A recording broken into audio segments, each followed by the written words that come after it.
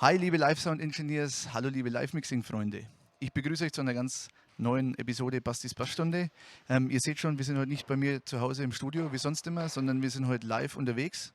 Wir sind hier in Hessen und ideal, der Kollege kommt gerade mit einem Bier an.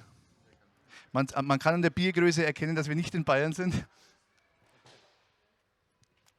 Genau, wir sind hier in Hessen und zwar mit Lost Eden. Ist eine Top-40-Band, eine Coverband, machen ganz viel Pop, machen ganz viel aktuelle Nummern, ziemlich viel Show dabei. Es gibt eine Show mit 3 Sängerinnen, da gibt es dann viel mit Choreo, viel mit mehrstimmigen Gesängen und ja, da habe ich viel Equipment dabei und ich wollte euch in der heutigen Folge einfach mal zeigen, wie ich das mache, was wir hier so machen, was wir hier so an Equipment nutzen und vor allem, wie ich das Ganze abmische und dann an die PA bringe.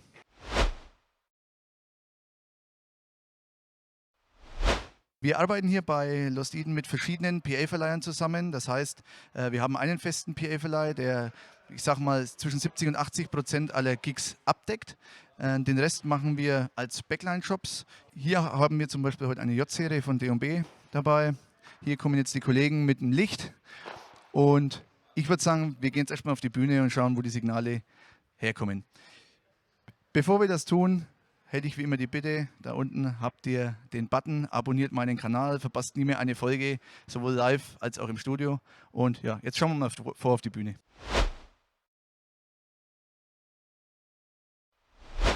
So, okay, wir sind jetzt also hier auf der Bühne.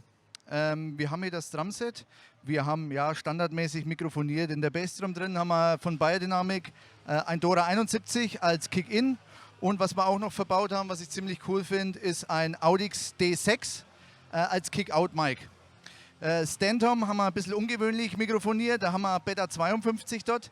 Das gibt dem Ganzen einen richtig coolen Schub. Bei den Toms, da haben wir einfache Sennheiser E904 sind das hier. Und für die Snare nutzen wir ein Audix i5. Genau. Besonderheit hier ist, dass wir hier keine Overhead-Mikrofonierung haben, sondern Underhead-Mikrofonierung. Das hat einfach den Vorteil, dass man gezielt einzelne Becken lauter oder leiser machen kann am FOH. Und es ist hier so, dass hier teilweise 4 Sänger gleichzeitig auf der Bühne sind, die sich hier bewegen. Alle haben ihre Gesangsmikros dabei und ganz oft stehen die auch da hinten auf dem Podest hinterm Drumset. Und da kriege ich so viel Beckensignale schon mit, dass ich eigentlich gar keine Overheads mehr brauche. Das heißt, wir haben hier als Underheads i53 von Beyerdynamic im Einsatz.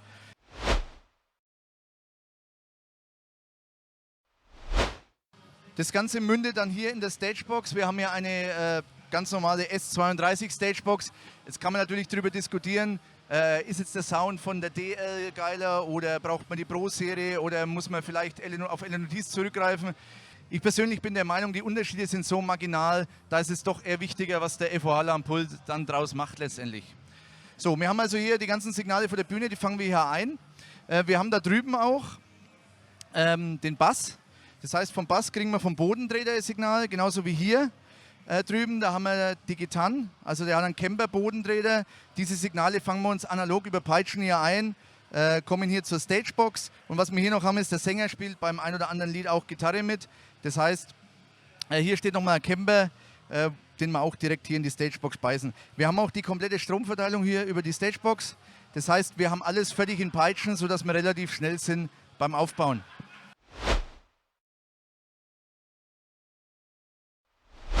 Hier haben wir noch Atmo-Mikrofone aufgebaut, das heißt, um das Publikum entsprechend abzunehmen. Das nutzt man fürs In-Ear, das nutzt man auch für einen TV-Stream, den wir hier anbieten. Das heißt, wir haben speziell für YouTube oder wenn wir was für Instagram oder für soziale Medien schneiden, haben wir hier nochmal einen TV-Stream und da werden eben diese Atmos zugemischt. Das erkläre ich euch aber später am FOH. Eine Besonderheit sind auch diese Cams. Wir haben hier also 6 solche Logitech Mevo Cams aufgebaut um die ganze Bühne und vorne am FOH ist noch eine und wir nutzen das Ganze, um dann quasi im Nachgang von jedem Gig nochmal einen Stream oder einen Post für Instagram, soziale Netzwerke erstellen zu können. Wie gesagt, Atmosignal, Bandsumme, Gesang dazu und die Bilder dazu. Das Ganze wird hier gleich in verschiedenen Blickwinkeln aufgenommen und man kann sich hinsetzen daheim und kann wirklich sich nochmal das Beste vom Abend rausschneiden und ja, eben diverse Reels etc. erstellen.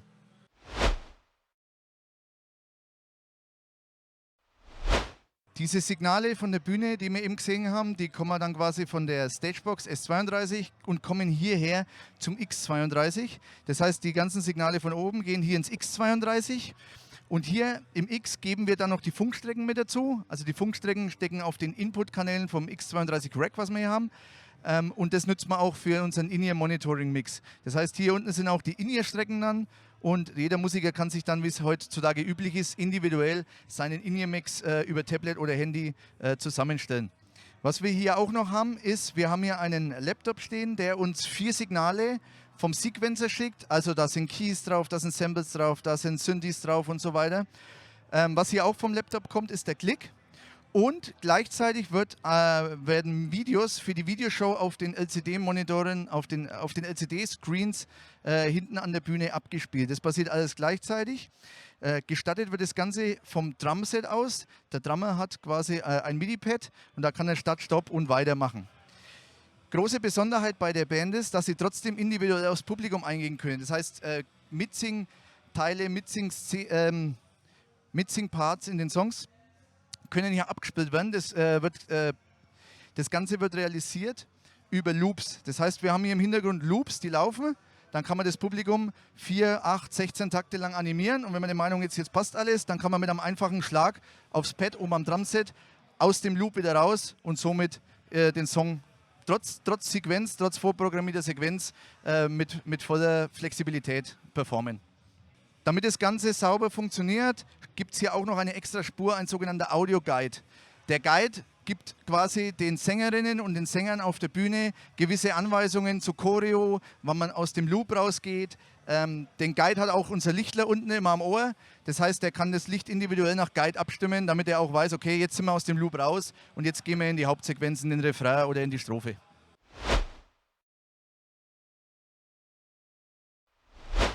Ich schicke mir dann hier von dem Monitorpult aus einen speziellen Patch vor zum FOH. Das heißt, ich nutze die User-Outputs vom X32, weil ich brauche nicht alle Signale, die auf der Bühne sind, auch vorne am FOH. Zum Beispiel den Klick, den schicke ich mir gar nicht vor, den brauche ich vorne nicht.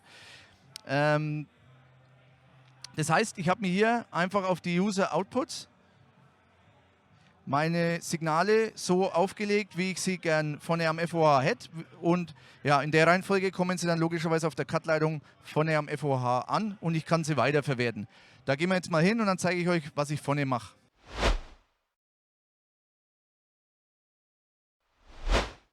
Diese 32 Signale, die hier von der Bühne dann ankommen, die schicke ich zuerst mal über den AESC-Output hinten am Pult hier in den Wave-Server. Im Wave-Server habe ich dann Waves Super Rack drauf. Das heißt im Endeffekt, hier sehen wir es jetzt, wir haben hier alle 32 Kanäle, schicken wir nochmal durch eine Waves Super Rack Spur und haben dann quasi, bevor wir hier in die Kanäle gehen, die Plugins von Waves drauf. Von den einzelnen Spuren gehen wir dann hier wieder zurück und gehen dann auf die einzelnen Input-Channels. Ich kann hier mal ein Beispiel machen. Die Snare kommt hier jetzt auf dem Kanal 3 an. Wir haben aber hier noch eine Parallelspur auf dem Kanal 4. Das ist deswegen so, weil ich die Snare hier im Super Rack aufteile. Auf dem ersten Kanal, das ist der normale Snare-Kanal, ist zuerst erstmal ein Gate drauf. Gate deswegen hier an der Stelle, weil wenn ich das Gate im Pult nutzen würde, dann wäre das Gate weiter hinten in der Kette. Da der Snare-Channel kommt ja erst nach den Plugin-Channels hier im Super Rack. Das heißt im Endeffekt, wir haben hier ein Gate, dann nehme ich hier immer ein Torque, Waves Torque, und in dem Fall wird die Snare hier um 185 Cents runtergepitcht. Als nächstes nehme ich einen CLA76 für die Kompression, in der Blue Edition in dem Fall, und zum Schluss noch einen F6, da mache ich hier ein bisschen High Air rein, das gibt dem Ganzen einfach so einen richtig schönen Snare Punch. Das ist der normale Snare Channel, so läuft der bei mir durch. Ich habe aber hier noch einen Snare Parallel Channel. Auch den schicke ich durch Super Rack und hier habe ich einfach nochmal eine ganz, ganz starke Kompression drauf, ebenfalls mit einem 76er Bluey und danach wieder den berühmten F6, um einfach diesen Snare Sound, den man heute so gewohnt ist aus normalen Aufnahmen, einfach hier zu erreichen. Hier auf dem Parallelchannel habe ich jetzt keinen Torque mehr drauf. Das heißt, ich pitch die Snare hier nicht mehr runter. Und was dadurch passiert, ist folgendes. Ich kriege im Prinzip zwei verschiedene Snare Drums. Das heißt, ich habe einmal den normalen Snare Top Channel und der ist runtergepitcht, 185 Cent in dem Fall. Da muss man immer ein bisschen probieren, was sich gut anhört, was gut ankommt. Das sollte auch in etwa harmonieren mit dem normalen Snare Grundsound. Also wie der Snare Grundsound gestimmt ist, damit sollte das Ganze harmonieren. Und der Parallelchannel ist eben nicht gepitcht. Und dadurch habe ich hier schon mal zwei verschiedene Snare-Sounds. Und das könnt ihr euch ungefähr so vorstellen, als würde ich im Studio meine Snare nochmal mit einem zweiten Sample unterfüttern. Denn der Torque verändert ja eigentlich die komplette Frequenzlage der Snare und macht mir dadurch ein komplett neues Snare-Signal. Zusätzlich habe ich hier noch eine Snare-Bottom dann. Ich habe die Hi-Hat, die Toms und die Overheads. Die Overheads, wie gesagt, sind keine echten Overheads, habe ich euch vorhin oben auf der Bühne gezeigt, sondern sind Underheads, eben weil es bei den ganzen Gesangsmikros auf der Bühne Sinn macht, Underheads zu verwenden, um direkte Kontrolle auf gewisse Becken zu haben. Ride habe ich hier. Hier habe ich einen Big Snare Drum Effekt. Da ist einfach ein ganz langer Hall drauf. Den fahre ich Pre-FX an, also Pre-Effekt. Das heißt, ich kann hier einen einzelnen Snare-Schlag in diesen Hallgenerator schicken, wieder runterziehen und ich habe dann einfach eine ganz lange Hallfahne. Genau, dann haben wir hier einen Bass, die Gitarren, die Keys und Samples, also quasi diese 4 Kanäle vom Sequencer, die ich euch gezeigt habe. Und hier hinten habe ich die ganzen Vocals. Plus, ich habe hier nochmal einen Megafon- oder Telefonstimmeneffekt, den brauche ich für Rammstein. Ich blende euch hier oben im Eck mal ein Video ein. Da könnt ihr das hören am Anfang. Das ist genau dieser Kanal eben, Megafon-Effekt. Und ich habe hier einen Autotune-Effekt.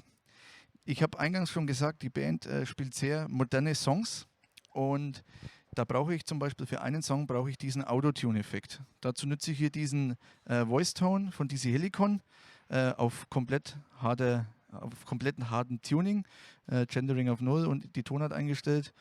Und ja, den brauche ich bei einer Nummer am Abend, habe ich extra dieses Teil hier. Quasi steuere ich nochmal extra mit einem Direct Out aus den Vocals, also aus der Gesangsvocal, wo ich das nutze, steuere ich den mit einem Direct Out an. Und der kommt dann hier auf einer gesonderten Spur wieder zurück. Das heißt, ich mache dann unterm Abend quasi die Original-Voc aus und fahre mit den Autotune-Effekt rein.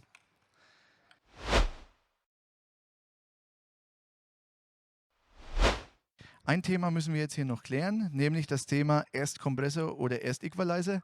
Ich kenne viele Leute, die sagen, gerade im Studiobereich, immer erst den Equalizer, dann den Kompressor, weil sonst komprimiert der Kompressor jegliche Frequenz, die ich eigentlich gar nicht komprimieren möchte oder die ich vorher rausziehen möchte.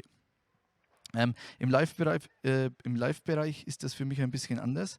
Ich mache hier erst Kompressor über das Super Rack und dann Equalizer. Das hat ganz einfach den Hintergrund, dass ich im Live-Bereich ganz oft, je nach Lokalität oder je nach Venue, muss ich meinen Equalizer verändern, muss ich den Sound verändern. Das hängt auch mit der PA zusammen, das ist die Lautstärke, wie viele Leute haben wir heute Abend hier drin und so weiter. Und wenn ich jetzt den Kompressor Post-Equalizer anfahre, dann würde sich jedes Mal, wenn ich den Equalizer verändere, auch in einer gewissen Art und Weise verändern, wie der Kompressor anspricht, beziehungsweise welches Signal der Threshold bekommt. Und um das zu umgehen, fahre ich den Kompressor hier im Live-Bereich immer Pre-Equalizer.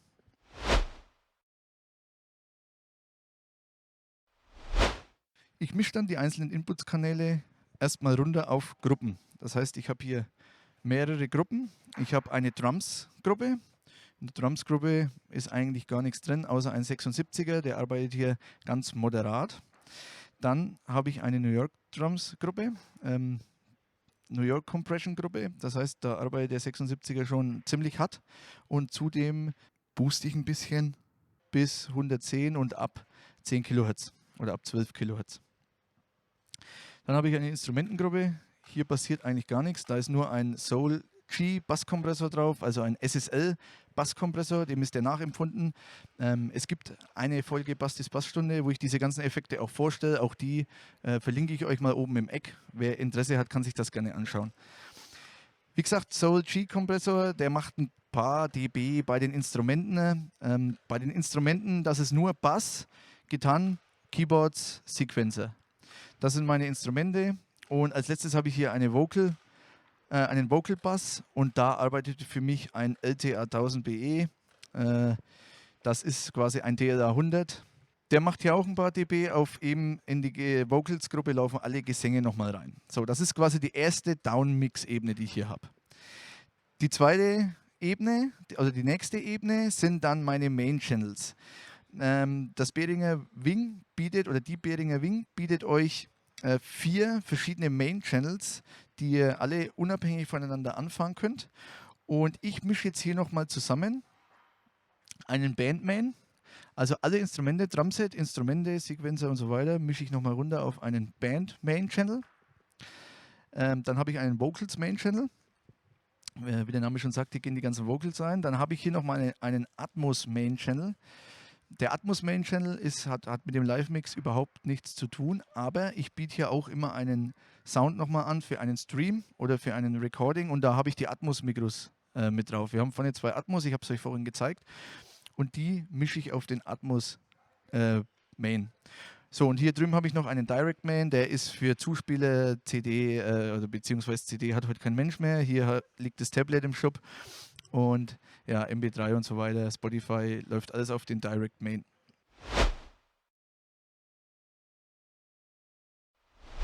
Jetzt habe ich hier 2 Matrizen in der letzten Ebene. Eine davon steuert jetzt die PA an. In dieser Matrix nutze ich 3 Plugins. Das eine ist ein ganz gewöhnlicher GEQ, grafische Equalizer, deswegen, weil ich mit dem direkt in die PA eingreifen kann. Und das mache ich jetzt hier in der PA-Matrix erst. Und zwar deswegen, weil wenn ich das schon vorher irgendwo in einem Main mache, würde ich immer den Sound verändern, der auf den Stream geht. Und das will ich nicht, deswegen greife ich mir hier nochmal diesen Main PA von der Matrix ab und da habe ich, wie gesagt, diesen grafischen Equalizer drauf, dann einen ganz normalen parametrischen Equalizer, mit dem ich Eingriffe vornehmen kann und einen C5 Combinator heißt der hier.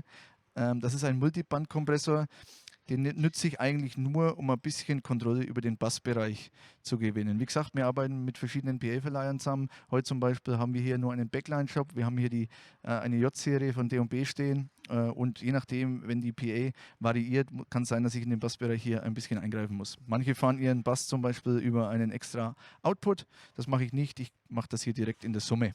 Wir fahren hier also nur eine Stereo-Summe links-rechts. Das zweite, was ich hier noch habe, ist ein TV-Record, den ich eigentlich nie verändere. Der TV-Record, also der heißt bei mir TV-Record, das wäre jetzt für einen YouTube-Stream zum Beispiel oder ich nehme auch immer mit dem auf. Hier sind die Atmos zugemischt. Die Atmos sind so zugemischt, dass immer wenn die Band spielt, die Atmos etwas leiser sind. Wenn nur Drumset oder Sänger agieren, dann sind die Atmos um 6 dB lauter. Das heißt im Endeffekt, wenn die Instrumente einsetzen, werden die Atmos um 6 dB abgesenkt. Das macht einfach Sinn, weil ich möchte ja nicht den ganzen Abend die Atmos mischen für die Aufnahme, sondern ich will einfach, dass wenn nur Drumset und Sänger da sind, dass man einfach ein bisschen lauter das Publikum hört, weil das ja meistens die Teile sind, wo auch mitgesungen wird. Und wenn die Band wieder einsetzt, dann werden die Atmos eben so um die 6 dB über einen Kompressor, über einen Sidechain-Kompressor abgesenkt. Das heißt, ich mache nichts anderes wie, ich schicke hier einfach meine Instrumentengruppe in den Kompressor als Sidechain auf den Atmos. So, hier wie gesagt auf dem TV-Record, da mische ich die Atmos dann noch mit zu. Da habe ich auch ein bisschen ein anderes Lautstärkenverhältnis zwischen Gesang und Instrumente. Das kommt immer drauf an, das muss man daheim ein bisschen ausprobieren, was da gut funktioniert. In meinem Fall sind jetzt zum Beispiel die Gesänge auf dem ein bisschen leiser wie später auf der PA. Genau, und was habe ich hier noch? Ach ja, in diesem Streaming-Channel, da hängen nochmal ein paar Plugins mit drin. Das habe ich nämlich hier. Einfach ein paar Waves-Plugins mit drin. Zum einen habe ich hier den IM Pusher. Der ist dafür gedacht, da mache ich bloß ein bisschen Low-End dazu. Dann habe ich hier einen F6 mit drauf, der mir ein kleines bisschen die Gesänge wieder in den Vordergrund oder die Gesänge im Mix platziert und den Mulm so im unteren Mittenbereich rausnimmt. Dann Grammar Tape mit drauf, einen L2 Limiter, mit dem kontrolliere ich dann nochmal im Stream die Dynamik. Wir wollen ja bei so einem Stream so ungefähr eine Lautheit oder eine Loudness von minus 13 Loops haben. Und die habe ich aber auf der PA nicht. Also auf der PA habe ich viel größere Dynamiken und um die eben anzugleichen für YouTube etc. oder für verschiedene Streaming-Dienste, nutze ich hier den L2 am Ende. Und hier ist nochmal ein Mieter, dass ich das Ganze eben auch nachvollziehen kann.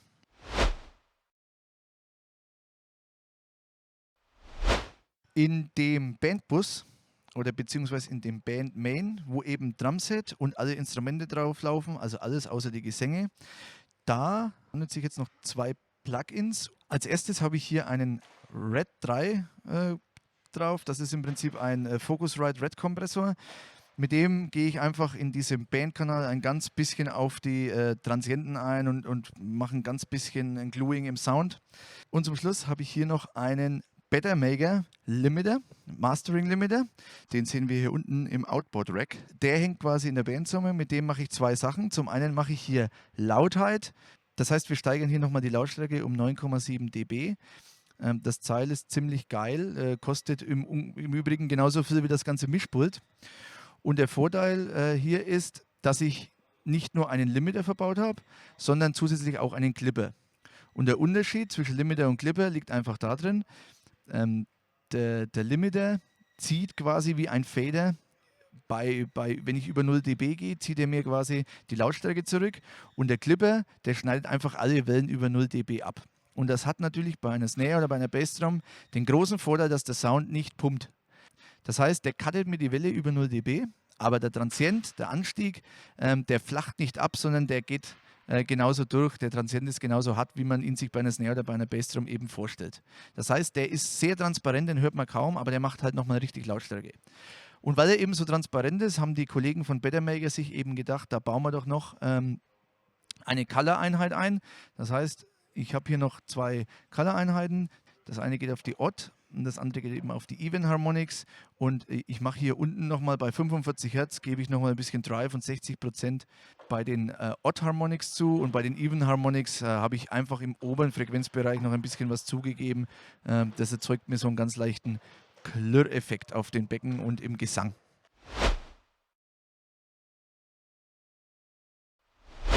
Bei der Band fahre ich zusätzlich zu dem Autotune und dem Megafon-Effekt, den ich schon angesprochen habe, noch verschiedene Gesangseffekte, Halleffekte. Das heißt, ich habe hier einen externen Line 6 Echo Pro, den nutze ich für die Gesänge. Ich fahre den auch immer mit Pre-Fader an. Und der Return ist eigentlich immer auf 0 dB. Das heißt, ich kann hier einzelne Worte oder einzelne Silben oder einzelne Sätze direkt in den Echo Pro schicken und der hat richtig geile Effekte drauf, wer den kennt. Dann haben wir hier einen ganz normalen Hall, Gesangshall. Wir haben hier einen Room-Effekt, Room-Effekt für die Toms und die Snare und einen Gated Reverb-Effekt für die Toms und die Snare. Hier haben wir noch ein Fast-Delay, ein Slapback-Delay. Das nutze ich hauptsächlich, wenn ich so, es ist auch auf was ist das hier eingestellt? 180 Millisekunden Time, also ziemlich schnelles Delay. Für manche Songs brauche ich das.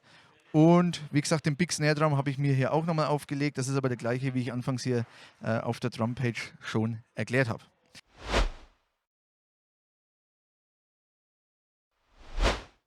Hier drüben haben wir jetzt noch die Mains, an die ich jederzeit hin muss. Hier ganz außen habe ich den Main PA Regler. Das heißt, das ist im Endeffekt der Lautstärkeregler von der Main PA Matrix. Ich würde euch im Live-Bereich immer Folgendes empfehlen. Legt euch irgendwo eine Seite hin, wo dieser Fader verschwindet.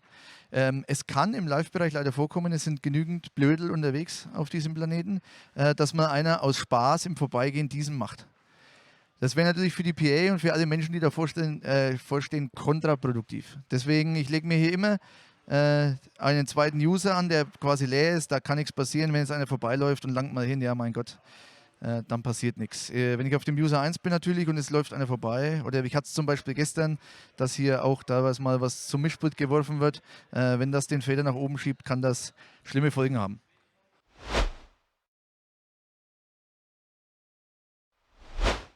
Hier in der Mitte nutze ich die Sektion noch für meine Effekte. Das heißt, auf Seite 3 habe ich jetzt hier mein Gated Reverb.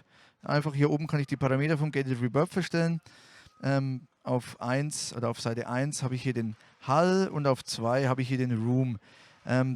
Diese Sektion ist komplett frei belegbar. Die Knöpfe sind alle frei belegbar. Die Encoder hier oben sind frei belegbar. Da bietet die Wing ja jede Menge Möglichkeiten, sich hier auszutoben auf der Oberfläche.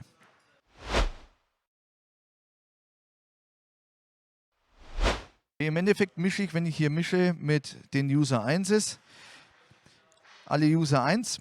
Dann habe ich hier drüben meine Haupt-Input-Channels, an die ich sehr oft ran muss. Einmal zusammen auf eine Seite gelegt. Hier in der Mitte habe ich die Vocal-Stimmen und die Effekte. Die lasse ich mir eigentlich hier den ganzen Abend auch in der Mitte stehen. Das heißt, ich kann hier drüben jederzeit auf die Instrumente zugreifen und habe hier trotzdem immer meine Vocals und meine Effekte bei der Hand, denn wie gesagt, bei der Musikrichtung, die die Band hier spielt, ist es sehr wichtig, dass man immer eine Hand an den Effekten und an den Vocals hat.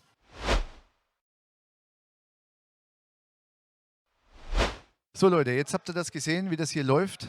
Das ist Lost Eden, das ist die Show hier, das ist wie ich hier arbeite. Ich hoffe, euch hat es ein bisschen gefallen. Mal was anderes hier live vor Ort. Ihr seht schon um uns rum, ist überall Action. Hier geht es jetzt dann richtig zur Sache. Ich denke, das Zelt wird heute Abend gerammelt voll und eine geile Show.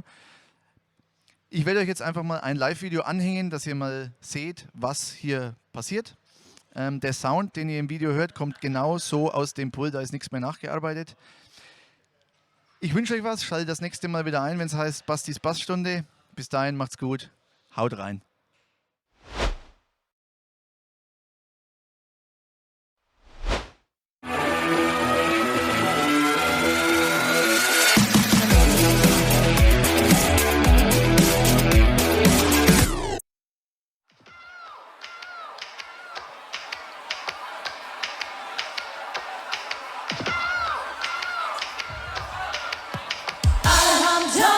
Ich hab Langeweile, keiner hat mehr Bock auf Kiffen, Song, Feiern, so ist es hier im Block, Tag ein Tag, was hat mit 2 Fingern den Kopf gemacht, hey, hey, hey, hey, alle haben Job, hey, ich hab Langeweile, keiner hat mehr Bock auf Kiffen, Song, Feiern, so ist es hier im Block, Tag ein Tag, was hat mit 2 Fingern den Kopf gemacht, hey, hey, hey, hey. Alle fahren Golf, keiner fährt Passat, keiner tätowiert sich Wu-Tang auf den Arsch. Keiner tanzt mehr Moonwalks an Michael Jacksons Stab. Alle auf Salat, keiner mehr verstrahlt. Jeder macht Diät, niemand isst mehr Fleisch. Jeder baut ein Lichter, alles auf dem Bein. In der guten alten Zeit waren alle Donnerstag schon breit. Ich sitz auf dem Sofa, mach das ganze Zeug allein. Alle sind jetzt scheu, niemand geht mehr raus. Keiner kämpft mehr bis zum Endboss, alle geben auf.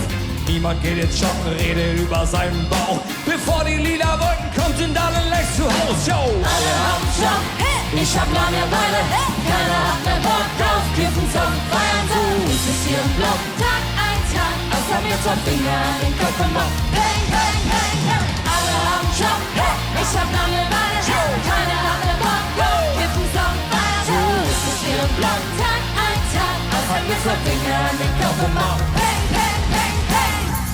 Yeah, yeah, yeah!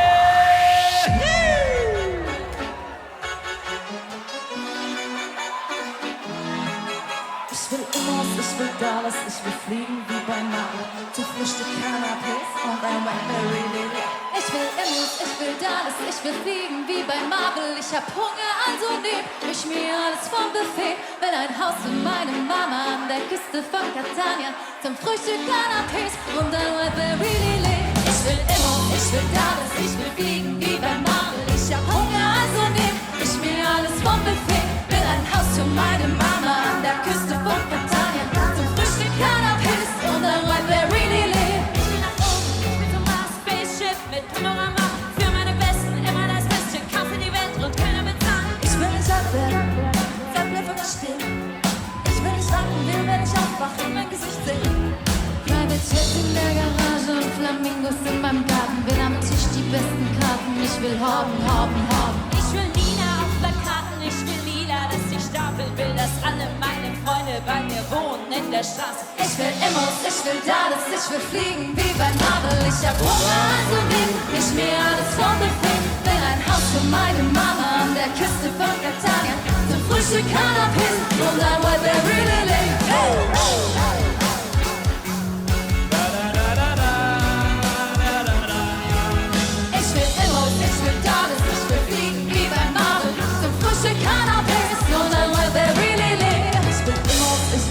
Ich will fliegen wie bei Marvel. Zum Frühstück Cannabis und ein Blackberry Lily. Yeah.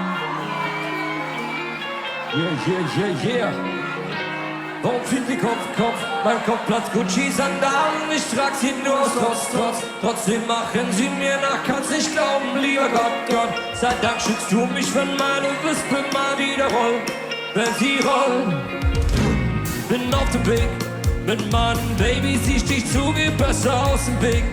Mit CPS in deiner Stadt, das wird nicht angenehm. Zähl auf meine Wespe und jetzt bringt sie euch zum scharfen 10. Na, als Gegenwart geht der Bomber zu Bro, vergiss mein Navi, mach sein Navi. Fuß mit offenen Haaren und hinter mir sitzt eine Bitchschlag Barbie. Und Safari, steig auf die Speed, mein Scheiß auf Kawasaki. Let's go Barbie, Kickdown mit 70 auf eure Party. Sie machen Fotos, Taschen platzen, aber Rudi, ich muss los, wenn die Roller wieder schreien. Reden wir von Codes und von Messerstechereien. Doch sie müssen los, wenn unsere Roller wieder schreien. Brum. Apache bleibt gleich, brum. Apache bleibt gleich, brum. Apache bleibt gleich, brum. Apache bleibt gleich, brum.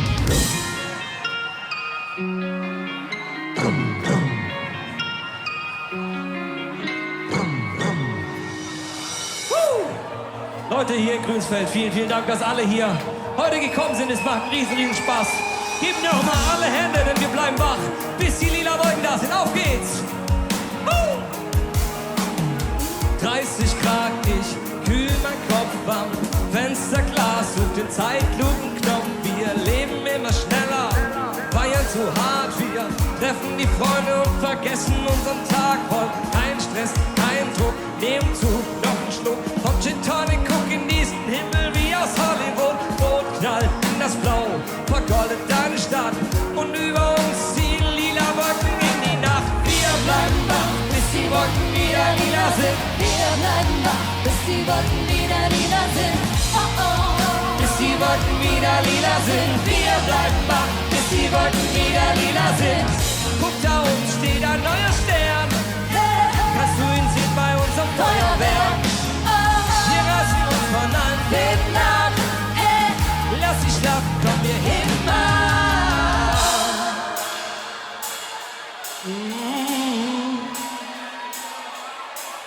Kannst du auch nicht schlafen? Drehst du auf, deine Augen zu? Lass uns gemeinsam warten. Ich will mich genau wie du. Wir sehen, wie die Sonne aufgeht. Yeah.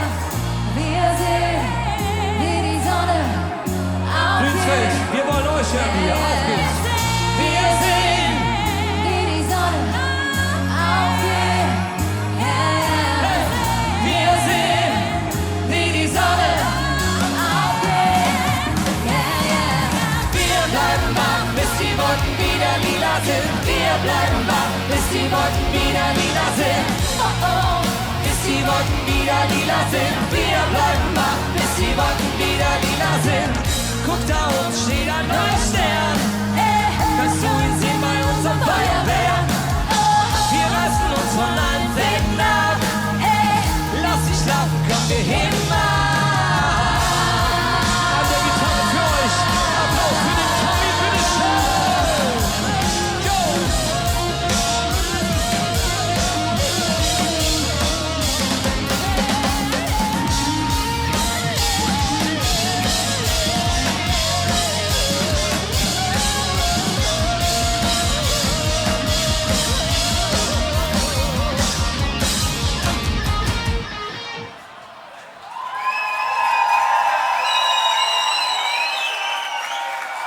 Der Tommy für euch und Dankeschön.